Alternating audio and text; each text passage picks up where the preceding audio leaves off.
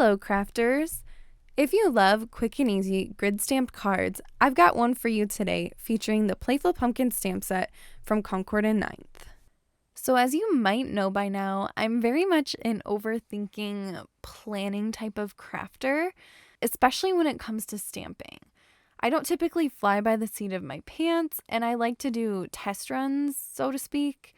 So this card is a product of one. As you see the sea glass stamp panel here, I tested my idea out using sea glass ink, and I loved it so much that I wanted to make a colorful version of it. So I decided on the palette of cayenne, spice cider, sea glass, peacock, and pebble. And my idea was basically to follow in that order. So my top pumpkins would be cayenne, then spice cider, then peacock, then sea glass. And then as you see in the one that I stamped, the sentiment would be in pebble. So I'm getting a piece of Concord and Ninth white cardstock, and I'm cutting it down to 6 by 3 inches. And I really like working with this size for a mini slimline because then my card base just has to be 3 1/4 by 6 1/4, and that I feel fits in envelopes pretty well as the ones that I use from Simon Says Stamp that I really like. So I'm just popping both pieces of cardstock in my Misty in the bottom right corner, and I'm going to take the stamp and I'm going to line it up on the left lower pumpkin. And sorry for my head getting in the way. It kind of gets in the way a little bit in this video as I'm trying to get that stamp lined up with the sea glass image perfectly. So I'm taking the sea glass ink and I'm inking up the stamp and pressing it down to create the first pumpkin. And then I'm just going to shift it over. I wasn't counting for any of these. If I was, it was loosely counting.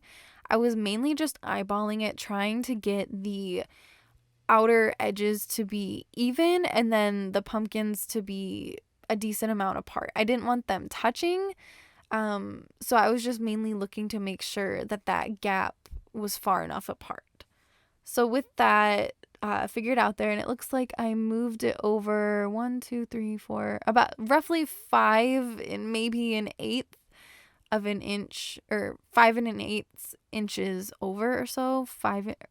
Not 5 inches, 1 1/4 inches thereabout. So 5 squares in the Misty, and I inked that up and I stamped that down. And then for each row, I ended up stamping the pumpkin stems before moving on to the next one, just because I wanted to ensure that I had that space. And the way that I lined it up, like it wouldn't have been an issue at all, but I just decided to stick with it. So I stamped those in nutmeg, and then I put both panels in the corner of my Misty, and I pulled out the sentiment that says "Happy Fall, y'all." And I'm inking that up with Pebble ink and stamping that down. And then with that ready to go, I'm popping my little, I guess you can call it my jig, back in my Misty. I'm lining up the pumpkin on the row above, and I'm stamping this time with peacock ink.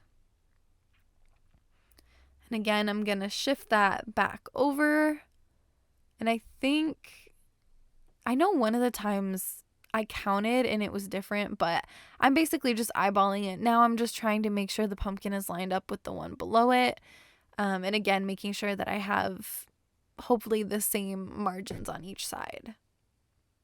So I inked that up again and stamped it down. And again, I'm coming in with the pumpkin stems.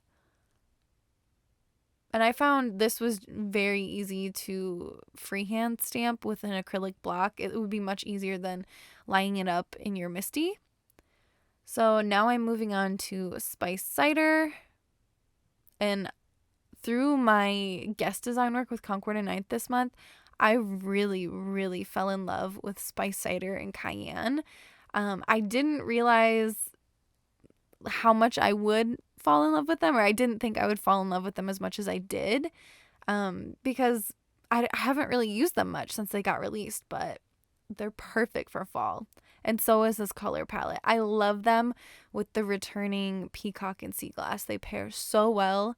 It's perfect. It's fall perfection for me. And so I'm stamping that last pumpkin there with cayenne and topping off with the pumpkin stems and nutmeg. And now I have both of my panels, and you might notice that they are different colors, and that's because the sea glass one I actually stamped on my sort of scrap paper, so the colors are a little off. But I pulled out some pebble cardstock to pull back into that color palette, and I'm cutting it at 6 1/4 by 3 1/4 to act as my card base or card front, because I will be putting this on a pre-cut and scored card base that I picked up from Photo Play, which I do have to trim them down a little bit to get them to my dimensions, but I will link them in my supply list. So I have those trimmed, and I'm gluing those onto those card bases there.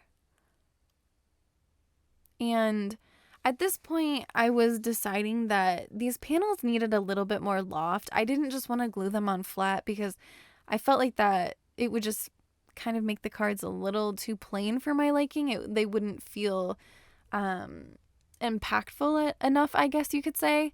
So I do end up taping my card fronts closed, but before I glue the card fronts on, or my little pumpkin panels on, I do cut down more paper to that 6x3 dimension. This is that paper. I use it as my scrap paper or my dimension building paper.